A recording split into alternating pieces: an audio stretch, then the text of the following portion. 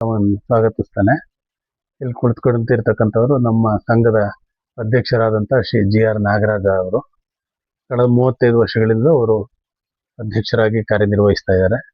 ನಾನು ರಾಮಕೃಷ್ಣ ಅಂತ ಕಾರ್ಯದರ್ಶಿ. ನಾನು 35 ವರ್ಷದಿಂದ ಅವ್ರ ಜೊತೆನಲ್ಲೇ ಕಾರ್ಯದರ್ಶಿಯಾಗಿ ಕಾರ್ಯನಿರ್ವಹಿಸ್ತಾ ಇದ್ದೀವಿ. ನಮ್ಮ ಸಂಘ 1981ರಲ್ಲಿ ಪ್ರಾರಂಭ ಆಯಿತು. 1981ರಿಂದ ಇವತ್ತಿನವರೆಗೂ ಸತತವಾಗಿ 45 ವರ್ಷಗಳು ನಿರಂತರವಾಗಿ ನಾವು ಆಚಾರ್ಯತ್ರಯ ಜಯಂತಿ ಮತ್ತು ಸಾಮೂಹಿಕ ಬ್ರಹ್ಮೋಪದೇಶ, ವಿದ್ಯಾರ್ಥಿ ವೇತನ ವಿತರಣೆ, ಪ್ರತಿಭಾ ಪುರಸ್ಕಾರ, ಅಭಿನಂದನಾ ಸಮಾರಂಭ, ವೃದ್ಧರಿಗೆ ಆರೋಗ್ಯ ತಪಾಸಣೆ, ವೃತ್ತಿ ಮಾರ್ಗದರ್ಶನ ಇತ್ಯಾದಿ ಸಾಮಾಜಿಕ ಕಾರ್ಯಕ್ರಮಗಳನ್ನು ಹಮ್ಮಿಕೊಂಡು ನಡೆಸ್ಕೊಂಡು ಬರ್ತಾ ಇದ್ವಿ. ರಾಷ್ಟ್ರ ಜಾಗೃತಿ ಅಭಿಯಾನಕ್ಕೋಸ್ಕರವಾಗಿಯೂ ರಾಷ್ಟ್ರದ ಉದ್ದೇಶಿಸಿ ಇರ್ತಕ್ಕಂಥ ಗೀತೆಗಳನ್ನು ಹಾಡ್ತಕ್ಕಂಥ ಕಾರ್ಯಕ್ರಮಗಳನ್ನು ಕೂಡ ನಾವು ನಡೆಸ್ಕೊಂಡು ಬಂದ್ವಿ.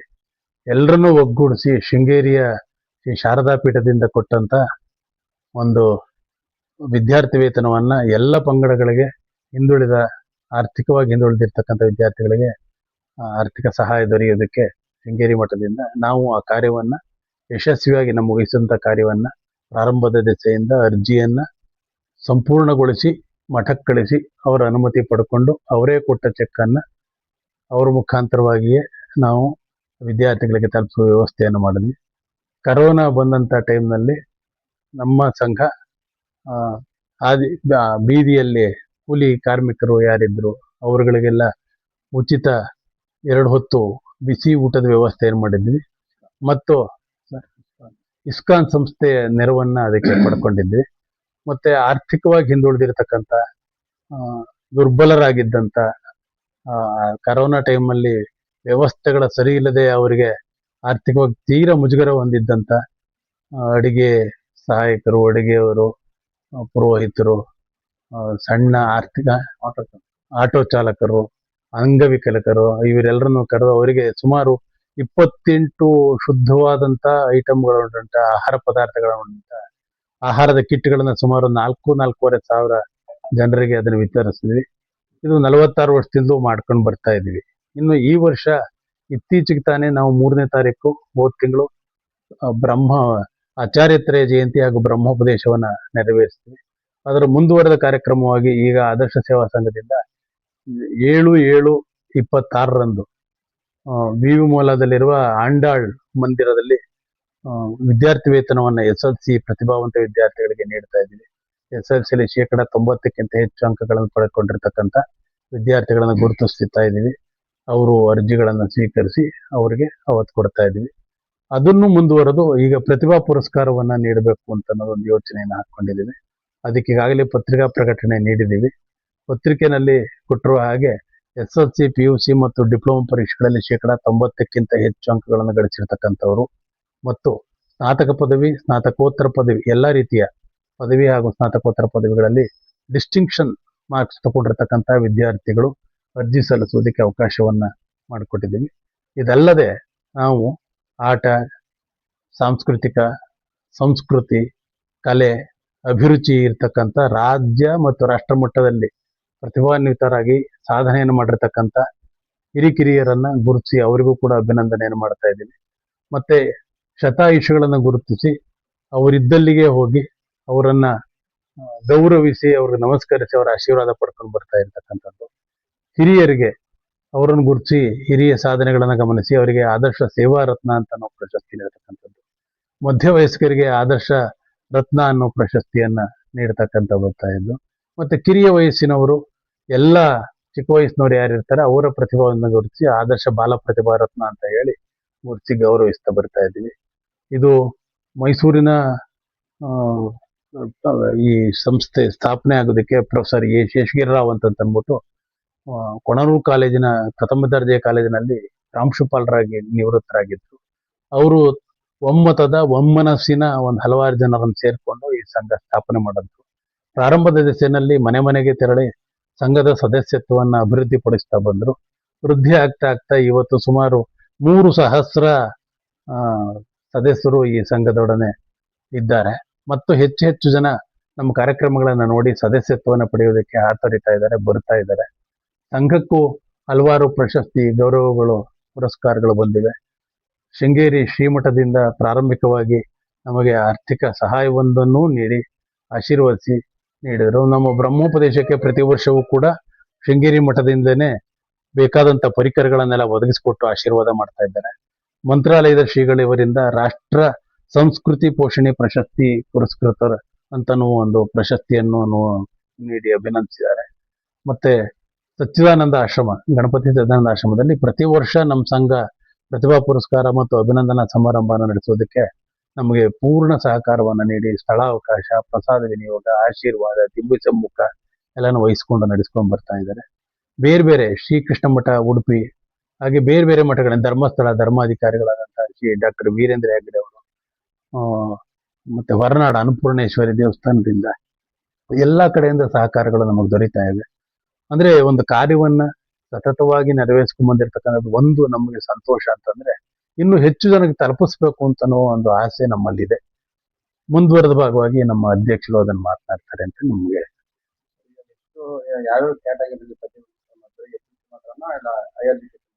SSLC, PUC, ಡಿಪ್ಲೊಮಾ ಅವರು 90% ಜಾಸ್ತಿ ತಗೊಂಡಿರ್ಬೇಕು ಅಂತವ್ರು. ಮತ್ತೆ ಸ್ನಾತಕ ಪದವಿ, ಸ್ನಾತಕೋತ್ತರ ಪದವಿನಲ್ಲಿ ಡಿಸ್ಟಿಂಕ್ಷನ್ ಮಾರ್ಕ್ಸ್ ತಗೊಂಡಿರ್ತಕ್ಕಂಥವ್ರು. ಇದು ಆಲ್ ಓವರ್ ಇಂಡಿಯಾ ಇರ್ಬೋದು. ಅವ್ರು ಬಂದು ಸ್ವೀಕರಿಸ್ಬೇಕು ಅಷ್ಟೇ, ಪ್ರಶಸ್ತಿಯನ್ನ ಸ್ವೀಕರಿಸ್ಬೇಕು. ಈ ಪ್ರಶಸ್ತಿ ಯಾವುದೇ ಕ್ಯಾಶ್ ಪ್ರೈಸಸ್ ಅನ್ನ ಒಳಗೊಂಡಿರಲ್ಲ. ಅವರಿಗೆ ನೀಡತಕ್ಕಂಥ ಗೌರವಗಳನ್ನ, ಸರ್ಟಿಫಿಕೇಟ್ಸ್ ಆಗಲಿ ಮತ್ತೊಂದಾಗಲಿ, ಅದನ್ನ ಬಹಳ ಹೆಚ್ಚು ಆಸಕ್ತಿಯಿಂದ, ಅಭಿರುಚಿಯಿಂದ ಅಪ್ಲೈ ಮಾಡ್ತಾ ಇದ್ದಾರೆ ವಿದ್ಯಾರ್ಥಿಗಳು. ನಮ್ಗೆ ಬೇಕು ನಿಮ್ಮ ಸಂಘದ ಒಂದು ಲೋಗೋ ಒಳಗಡೆ ಒಂದು ಸರ್ಟಿಫಿಕೇಟು, ಅದನ್ನ ಮುಂದಕ್ಕೆ ನಮಗೆ ಹೆಲ್ಪ್ ಆಗ್ತಾ ಇದೆ ಅಂತ ದೃಷ್ಟಿಯಿಂದ ಸುಮಾರು 16,000, ಸುಮಾರು 12-13,000 ಜನ ವಿದ್ಯಾರ್ಥಿಗಳಿಗೆ ಇದು ತಲುಪಿದೆ ಪ್ರತಿಭಾ ಪುರಸ್ಕಾರ ಅಂತಕ್ಕಂಥದ್ದು. ವಿದ್ಯಾರ್ಥಿ ವೇತನನೂ ಹಾಗೆ ಒಂದು 10,000 ಜನಕ್ಕೆ ತಲುಪಿದೆ. ಅವರಿಗೆ ಹಿಂದೆ ಸಂಘದ ವತಿಯಿಂದನೇ ಅಮೌಂಟ್ ಅನ್ನು ಕೊಡ್ತಾ ಇದ್ರು, ವಿದ್ಯಾರ್ಥಿ ವೇತನವನ್ನು ಕೊಡ್ತಾ ಇದ್ರು. ಸಂಗ್ರಹವಾಗಿ ಮಿಕ್ಕ ಹಣವನ್ನ ವಿದ್ಯಾರ್ಥಿ ವೇತನವನ್ನು ಕೊಡ್ತಾ ಇದ್ದು. ಆಮೇಲೆ ಡಾಕ್ಟರ್ ಗೀತಾ ಕೆ ಅವಧಾನಿ ಅಂತ ನಮ್ಮ ಮೈಸೂರು ಮೆಡಿಕಲ್ ಕಾಲೇಜಿನ ಚೇರ್ಮನ್ ಆಗಿದ್ರು. ಅವರ ಫ್ರೆಂಡ್ ಒಬ್ರು ಡಾಕ್ಟರ್ ಮೀರಾ ವಿ ನಾಥನ್ ಅಂತ ಈಗ ಅಮೆರಿಕದಲ್ಲಿದ್ದಾರೆ. ಪ್ರಸ್ತುತ ಮೈಸೂರಿನವರೇ, ಅಮೆರಿಕದಲ್ಲಿದ್ದಾರೆ. ಅವರು ನಮ್ಮ ಸಹಕಾರ ಕೊಡ್ತಾ ಇದ್ರು. ಹುಲಗಾದ್ರಿ ಅಂತ ಒಂದು ಟ್ರಸ್ಟ್ ಇದೆ, ಇವರೇ ಅದಕ್ಕೆ ಮ್ಯಾನೇಜಿಂಗ್ ಟ್ರಸ್ಟಿ ಇದ್ದಾರೆ. ಅಲ್ಲಿಂದ ನೆರವು ಸಿಗ್ತಾ ಇತ್ತು. ಡಾಕ್ಟರ್ BSN ಪ್ರಸಾದ್ ಅಂತ ಪ್ರೊಫೆಸರ್ ಆಫ್ ಫಿಸಿಕ್ಸ್ ರಿಟೈರ್ಡ್, ಅವರಿಂದ ಗೊತ್ತಾಯ್ತು. ಪ್ರೊಫೆಸರ್ KS ಚಂದ್ರಶೇಖರ್ ಅಂತ professor in head of the department of mathematics, NI engineering ಕಾಲೇಜ್ನವರು. ಹೀಗೆ ಹಲವಾರು ಜನ ಮುಂದೆ ಬಂದಿದ್ದಾರೆ. ಈಗ ಹೊಸದಾಗಿ ಇನ್ನೂ ಒಂದು ನಿಮಗೆ ಆಶ್ಚರ್ಯನೂ ಆಗುತ್ತೆ, ಸಂತೋಷನೂ ಆಗುತ್ತೆ. ಕೃಷ್ಣದೇವರಾಯನ ಆಸ್ಥಾನದಲ್ಲಿ ರಾಜಗುರುವಾಗಿದ್ದಂಥವ್ರು, ಅವ್ರ ವಂಶಸ್ಥರು ನಮ್ಮ ಸಂಘಟನೆಯ ಗಮನಿಸಿ ಈ ಪರಕಾಲ ಮಠದ ಸಂಬಂಧ ಅಲ್ಲಿಗಿದೆ. ಅವರ ವಂಶಸ್ಥರು, ಅವರ ಮೊಮ್ಮಕ್ಕಳೆಲ್ಲ ಸೇರಿ ಅವರು ರಿಸರ್ವ್ ಬ್ಯಾಂಕ್, ವರ್ಲ್ಡ್ ಬ್ಯಾಂಕ್ ಅಲ್ಲಿ ಕೆಲಸ ಮಾಡ್ತಾ ಇದ್ದಾರೆ. ಅವರು ಬಂದು ಗಮನಿಸಿ ಸರ್ ಡೀಟೇಲ್ ಇದನ್ನ ಇಲ್ಲೇ ಹೇಳ್ತಾರೆ ಒಂದ್ ಸ್ವಲ್ಪ. ಕ್ರೀಡೆದಕ್ಕೂ ನಾವು ಗುರುತಿಸಿ ಕೊಡ್ತೀವಿ. ಈಗಾಗಲೇ ಅಂತಾರಾಷ್ಟ್ರೀಯ ಕ್ರೀಡೆ ಬ್ಯಾಡ್ಮಿಂಟನ್ ನಲ್ಲಿ KR ನಗರದ ವಿದ್ಯಾರ್ಥಿ ಭಾಗವಹಿಸಿದ್ದಿದೆ. ಚೆಸ್ ಅಲ್ಲಿ ಭಾಗವಹಿಸಿದವರಿದ್ದಾರೆ ಇಬ್ರು ಹೆಣ್ಮಕ್ಳು. ಸ್ವಿಮ್ಮಿಂಗ್ ಅಲ್ಲಿ ಅಂತಾರಾಷ್ಟ್ರೀಯ ಮಟ್ಟದಲ್ಲಿ ಬಾಂಬೆ ಹುಡುಗಿ ಬಂದು ಪ್ರೈಸ್ ತಗೊಂಡೋಗಿದೆ. ಅಂತಾರಾಷ್ಟ್ರೀಯ ಮಟ್ಟದಲ್ಲಿ ಭಾಗವಹಿಸಿದ್ರೆ ಖಂಡಿತ ಹಾಕ್ಬೋದು. ಬಂದ್ರೆ ಹಾಕ್ಬೋದು. ಬಟ್ ಇಲ್ಲಿ ಒಂದೇನಂತಂದ್ರೆ, ನಾವು ಗುರುತಿಸಿದಂಥವ್ರು ನಮ್ಮ ಸಂಘದೊಡನೆ ಸ್ಪಂದಿಸ್ಲಿ ಅಂತಕ್ಕಂಥದ್ದು ನಮ್ಗೊಂದು ಆಸೆ ಇದೆ. ಯಾಕೆಂದ್ರೆ ನೀನ್ ಪ್ರೈಸ್ ತಗೊಳ್ಳೋದಲ್ಲಪ್ಪ, ನೀನ್ ಅಭಿನಂದನೆಗೆ ಪಾತ್ರರಾಗುವುದಲ್ಲ, ನೀನು ವಿದ್ಯಾರ್ಥಿ ವೇತನ ಪಡೆಯುವಂಥದ್ದಲ್ಲ. ನೀನು ಒಂದು ಸ್ಥಾನಮಾನಕ್ಕೆ ಸೇರಿದ ಮೇಲೆ ನಿನ್ನಿಂದ ಸಮಾಜಕ್ಕೆ ಒಂದಿಬ್ಬರಿಗಾದ್ರೂ ನಿನ್ನಿಂದ ಹೆಲ್ಪ್ ಆಗಲಿ ಅಂತನೂ ಒಂದು ಆಶಯ. ಆ ಥರ ಸ್ಪಂದನೆಗಳು ಸ್ವಲ್ಪ ಕಡಿಮೆ ಆದದ್ದರಿಂದ ಈಗೇನ್ ಮಾಡಿದ್ವಿ, ಸದಸ್ಯ ಮಕ್ಕಳಿಗೆ ಮಾತ್ರ ಅಂತಂತ ದೃಷ್ಟಿಯನ್ನು ಇಟ್ಕೊಂಡ್ವಿ. ಅವರ ಸದಸ್ಯರನ್ನು ಮಾಡ್ಕೋತಾ ಇದೀವಿ. ಸದಸ್ಯ ಸಂಖ್ಯೆಯು ವೃದ್ಧಿ ಆಗುತ್ತೆ. ಡಬಲ್ ಇನ್ಕಮ್ ಆಗತ್ತೆ, ಅವ್ರಿಗೆ ಹೆಲ್ಪ್ ಆಗತ್ತೆ. ಸದಸ್ಯತ್ವ ತಗೊಂಡು ಸಂಘದಲ್ಲಿ ಪಾತ್ರರಾಗಬಹುದು, ಸಂಘದಿಂದ ನೆರವನ್ನು ಪಡಿ. ಎರಡು ದೃಷ್ಟಿ ನಾವು ಕೊಟ್ಟಿದ್ದೀವಿ, ಖಂಡಿತ ಕೊಟ್ಟಿದ್ದೀವಿ. ನಿಮಗೆ ಆಶ್ಚರ್ಯ ಆಗುತ್ತೆ, ಎರಡೂ ಕಾಲುಗಳಿಲ್ಲದೆ ಇದ್ದಂತ ಒಬ್ರು auto rickshaw driver food grains ಬೇಕು ಅಂತ ಹೇಳಿ ಅಪ್ಲೈ ಮಾಡ್ಕೊಂಡಾಗ ಬಹಳ ಸಂಕೋಚದಿಂದ ಹಿಡಿಯಕ್ ಆಗ್ತಾ ಇಲ್ಲ ಅಂತ ಅನ್ನೋ ದೃಷ್ಟಿ ತೋರಿಸಿದಾಗ ಅವ್ರಿದ್ದಲ್ಲಿಗೆ ಅವ್ರ ಆಟೋಗೆ ನಾವೇ ಸಾಗಿಸಿ ಅದನ್ನ ಕೊಟ್ಟದ್ದಿದೆ. ಅವ್ರಿಗೆ ಒಮ್ಮೆ ಅಲ್ಲ, ಎರಡೆರಡು ಸತಿ ಕೊಟ್ಟಿದ್ದೀನಿ. ಆಮೇಲೆ ಇವತ್ತಿಗೂ ಸುಮಾರು ಕುಟುಂಬಗಳಿಗೆ ಆಹಾರದ ಪದಾರ್ಥಗಳನ್ನ ಹುಲಗಾದ್ರಿ ಟ್ರಸ್ಟಿನ ಮುಖಾಂತರವಾಗಿ, ಅಂದ್ರೆ ನಮ್ಮ ಸಿಸ್ಟರ್ ಕನ್ಸರ್ನ್ ಅದು, ಆದರ್ಶ ಸೇವಾ ಸಂಘದ ಸಿಸ್ಟರ್ ಕನ್ಸರ್ನ್, ಅಲ್ಲಿಂದಲೂ ಅದನ್ನ ಕೊಡ್ತಾ ಇದ್ದಾರೆ. ಸುಮಾರು ಎಷ್ಟು ವರ್ಷದಿಂದ ಈ ಕೆಲಸ ಮಾಡ್ತಾರೆ ಸರ್? 46ನೇ ವರ್ಷಕ್ಕೆ ಕಾಲಿಟ್ಟಿದೀವಿ ಈಗ. 1981ರಿಂದ 45 ವರ್ಷ ಆಯ್ತು. 46ನೇ ವರ್ಷದ ಕಾರ್ಯಕ್ರಮಗಳು ಹಮ್ಮಿಕೊಳ್ತಾ ಇದೀವಿ ಈಗ. ಪ್ರತಿ ವರ್ಷ ಪ್ರತಿಭಾ ಪುರಸ್ಕಾರ ಕೊಡ್ತಾ ಇದ್ದಾರೆ. ಹಾ, ಹೌದು.